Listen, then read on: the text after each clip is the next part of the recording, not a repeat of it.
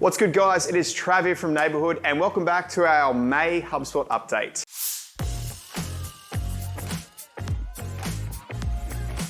We've got a bunch of exciting updates for you this month as HubSpot continues to elevate its platform and improve how you find, sell, and keep your people throughout 2023. If you enjoy this video, make sure you like, subscribe, and hit that bell so you can stay up to date on all of our latest videos. Also, just a reminder, we have our next HubSpot user group coming this May the 25th. If you're a Service Hub user, you are going to love this. We're going to give you the top 10 tips and tricks you should know when using HubSpot Service Hub. It starts at 10 a.m. Australian Eastern Standard Time, and it's free to attend. I'll leave the link in the description below for the event. So, let's get started. Fresh off the press in the public beta is the new contact property that offers greater visibility and flexibility into your customers' membership base. The new member email contact property allows customers to view email addresses that their members are receiving membership emails on. Emails include registration invitation emails, password confirmation emails, and password reset emails. You can catch these in all portals, though the portals to best capitalize this contact property will be hubs and tiers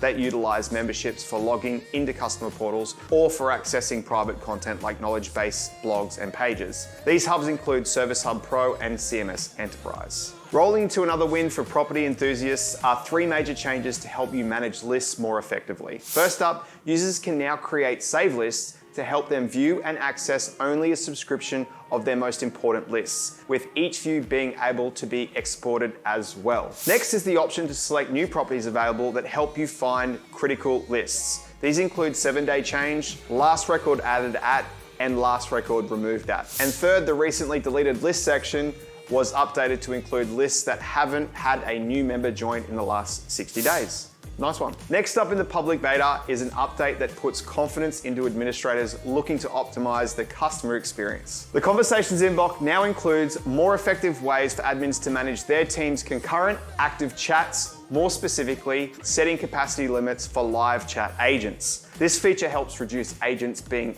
overwhelmed by a high volume of active chats while ensuring your customers are supported in a timely manner. Are you a Salesforce user? Well, HubSpot's latest embed feature in the public beta provides you with a comprehensive view of the data living inside Salesforce. You can now access timeline insights, contact and company insights, property history, and a bunch more. Users can now be added to the Salesforce records, including leads, contacts, accounts, and opportunities, in addition to existing automation and target account capabilities. If you're looking for exactly how this will integrate, we've included a link in the description below that you can follow to begin connecting and selling to customers easier. Closing out our public beta segment is the update on flexibility within the subscription payment options. When looking to change payment dates, the only options users had available for ongoing subscriptions was cancellation. Hearing your frustrations, HubSpot has added an option to edit payment dates sold with HubSpot Payments. Delivering the insider scoop, HubSpot plans to continue to fine-tune this feature in the near future. Now, for what's live and kicking inside HubSpot, users can now set due dates and the reminder dates to only count business days when creating tasks inside workflows. Hurrah! This is available for all customers with access to workflows, finally. Avid lovers of integrations here at the Hood, HubSpot has rolled out another hearty feature to enhance the customer experience for both HubSpot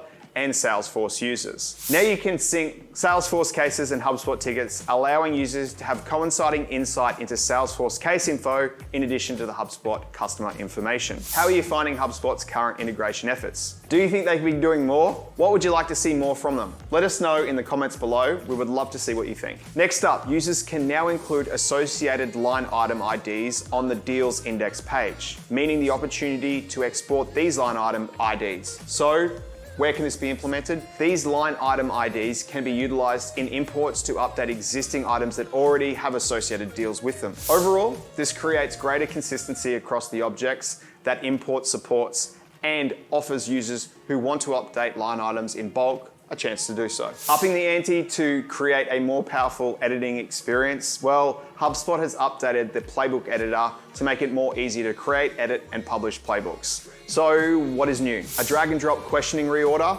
snippet support, inline content insertion, and rich text formatting options for fast and painless playbook editing. New embedded capabilities for documents, snippets, templates, sequences, knowledge base articles, and other playbooks to put valuable content at your fingertips. And finally, new personalization tokens to make it easy for reps to personalize their interactions with their customers. Next up is a nifty property insight into deal and ticket objects in the Data Quality Command Center. You can now be able to track issues over time and take actions in the same way that is currently available for contacts and companies. Closing out HubSpot's latest live features, users can now recommend playbooks by using any property in any object, including custom properties and properties in custom objects. Whoa.